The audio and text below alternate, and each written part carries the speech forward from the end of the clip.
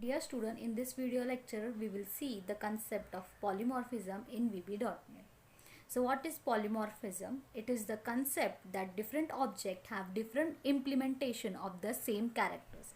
Means the way different objects can respond in their own way to the same message.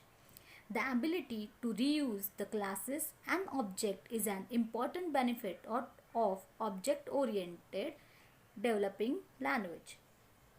The classes and object can be created once and used many times.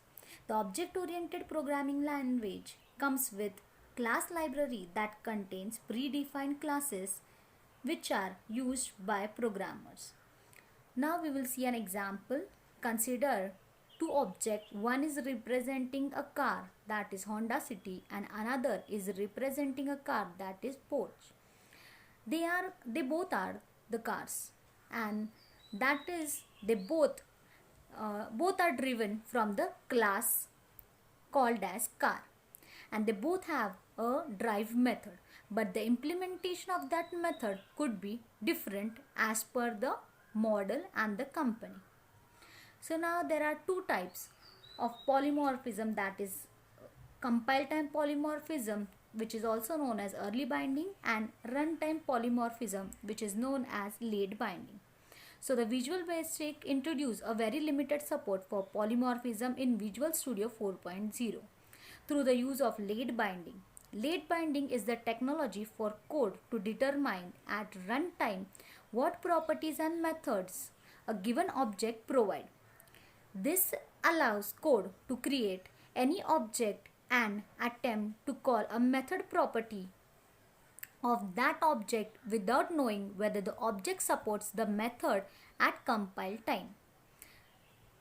Given two different classes with the same properties and methods, a variable of type object could be used to initialize an object of either class.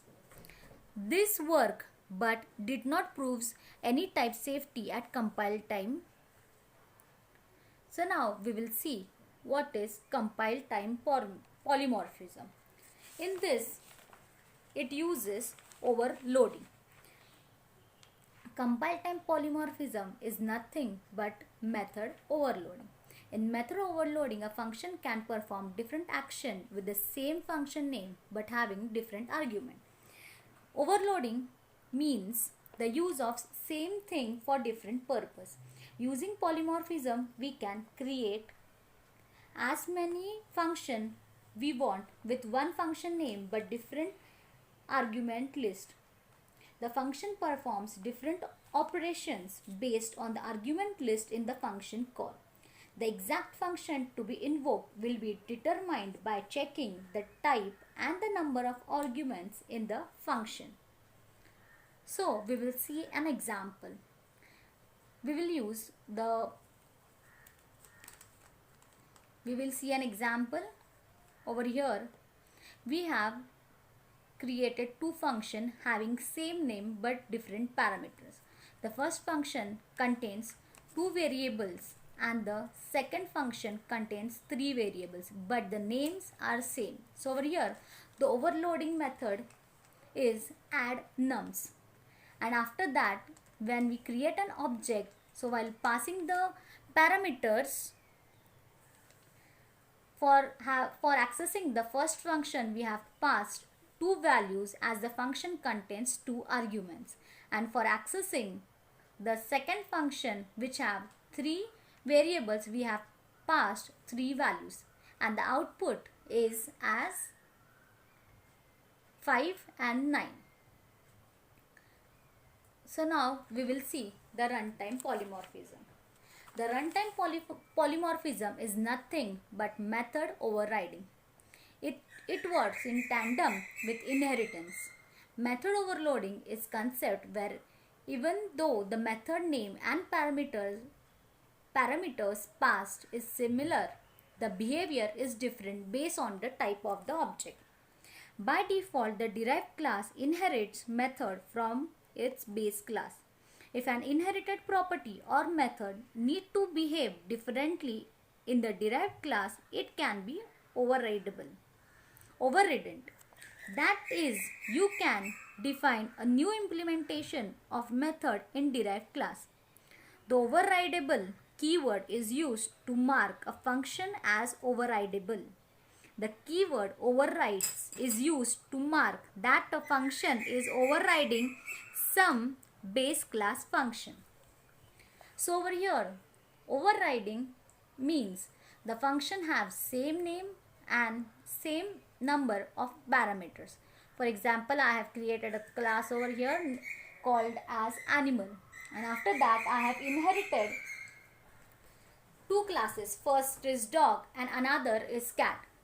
The class dog contains the method which overrides. For example, over here I have taken public overrides sub make noise, and in class I have defined and declared the same method, that is public overrides sub make noise. So over here in the main I have created two objects which are as dim dog1 as dog is equal to new dog and dim cat1 as cat is equal to new cat. So after that, dog1, it is an object of class dog and cat1 is an object of class cat. So over here, to call the method which is present in dog class, we will write dog1 and we will initialize that. We can pass the method as make noise. So over here, the method which is present in dog class will execute as I have passed the method to that object. And the method, if we want to call from class cat, we will say that cat1 dot make noise, so that the method present in class cat is executed, and the output would be like this. Thank you.